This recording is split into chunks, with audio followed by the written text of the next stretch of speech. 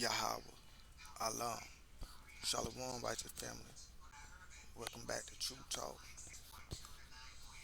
I'm gonna be here a little short. I was reading Matthew.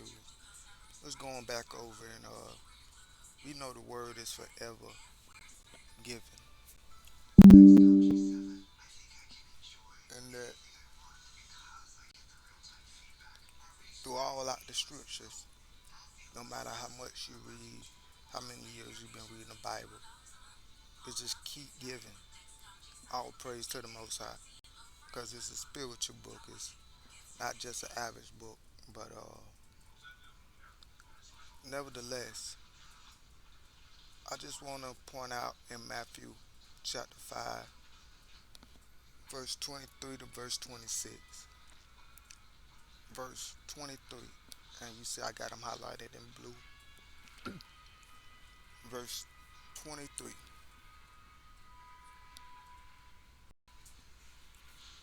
Therefore, if you bring your gift to the altar, and remember that thy brother has out against you. Now, before this is talk about when if how to treat your brothers, that we should not be calling our brothers names. We should not be calling them fool or stupid or raka, which means empty head or useless. So it says you heard that we should not kill our brother, but it says we also shouldn't hate them in our heart, and we should not say awful things to them and call them names. So this is what this rolling off of. So piggybacking off that, it says that when you bring your gift to the altar, now this altar is talk about the altar of the Most High. When we bring our gift to the Most High, and we bringing it to sit it on the altar to present our gift to the Most High, it says in the moment while you doing that, and you remember that thy brother has out against you. And why would your brother have out against you? Because you did something to him. So he not all have something against you. See, it's like if how would I know somebody mad at me if I didn't do anything to make them mad? It's like you never did something to anybody, and somebody say, someone's so mad at you. You be like, oh no, he can't be mad at me. I ain't do nothing to him. Like how I know he mad at me if I ain't done that to him. But if you know you did something to somebody, they got reason to be mad at you. They got out against you. So this is something you did to them. And you remember, what, I did my brother wrong. I did so and so wrong. I said this, I didn't pay him or whatever the case may be. And it's a reason why he pointed out why you giving your gift. Before you give your gift, if you remember you got anything against your brother, guess what? Don't give your gift. Verse 24, it says, leave thy gift before the altar. Leave it right there. And go thy way first, be reconciled with thy brother, and then come and offer thy gift. So what is this talking about? I, I look at this as two ways. When we pray, our prayers are being offered up to the Most High. If we got anything on hate on our chest, any envy, any hate, any uh, what's the word I'm looking for? Grudges, where you hadn't forgave certain people, you could not just go before the Most High and pray and think He just gonna receive your prayers. Now that's in the physical. I'm looking at this saying in the physical that make sure your heart is clean. Make sure you done got right with everybody around you before you go praying to the Father, asking Him to forgive you or to do anything for you. Now, on the sense of just doing right by your brother, the Most High, just like He's not gonna accept your gift, that's why He said leave your gift at the altar. Then make it right with your brother. Then you can come and give your gift. It's the same way in prayer. Make it right with those that are mad at you because something you done. Apologize, make it right, and then your prayers can be accepted, just as your gifts can be accepted in the physical. Because what's in the physical represent in the physical. Vice versa, what's in the spiritual represent also the physical. The two are connected. And then it rolls into verse 25. Agree with your adversary quickly. Now let's stop right there. Because that word adversary, we use it a lot of time as our enemy. Because we know that adversary means your opponent, somebody that's against you, or you know, or somebody that's on the opposite side of you. So we always see that as the bad person. But that word adversary just means once again an opponent, somebody that's against you. But they don't make them the bad person. They just made they against you. They can be against you because some of the wrong that you done. Now look at verse 23.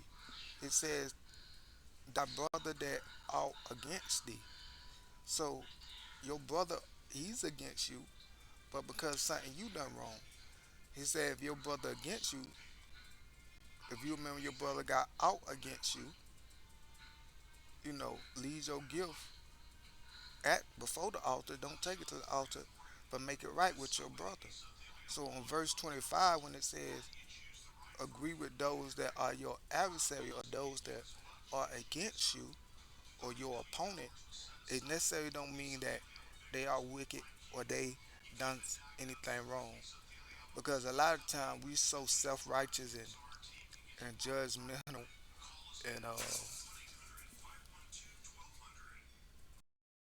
and when we like to look at the Bible, we like to look at the Bible of, oh, how I supposed to treat people that been mean to me, how I supposed to treat people that done me wrong, how I supposed to react when people do bad stuff to me.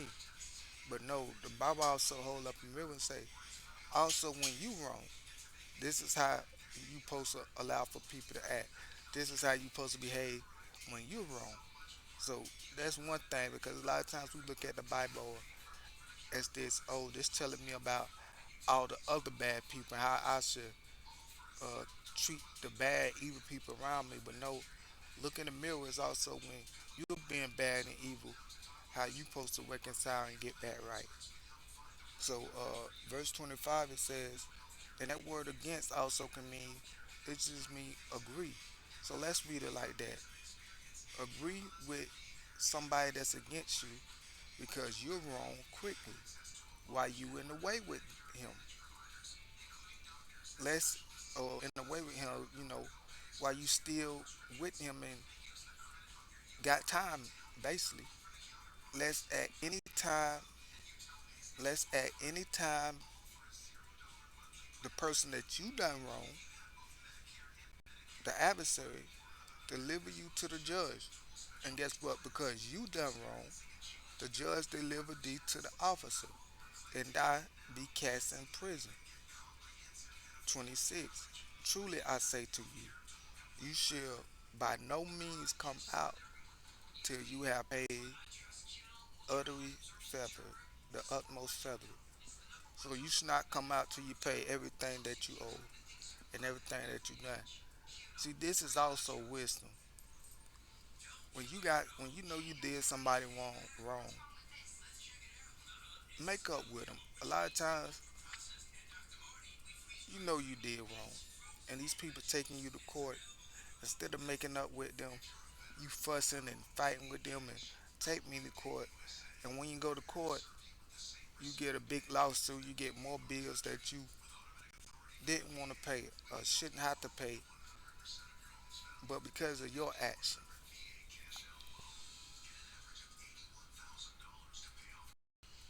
And a lot of times somebody be suing you or take you to court or something, and really all they want you to do is admit that you're wrong and apologize. But because of your pride and your ego, you won't even take time to make it right and say, you know what, I'm sorry, I can't pay it all now, but I'll pay a little bit. You know, I ain't got this much, or I can't do this, or you know what I got. Just have a conversation and work something out. It says agree with thy adversary quickly while you are in the way with him. Unless anytime, so anytime your adversary deliver you up to the judge when he say, you know what, you hadn't apologized, you hadn't paid, I'm tired of playing with this dude. He only been disrespectful, and now you stand up in the judge trying to plead your case, looking for mercy. When 2, 3 weeks ago you could have talked to the man to man, and settled this before y'all went to court, before it got this out of hand. Especially because you in the wrong. But that's all I got for you, family.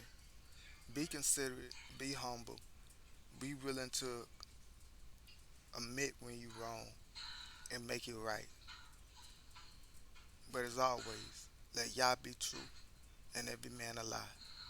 Till next time, Shalom.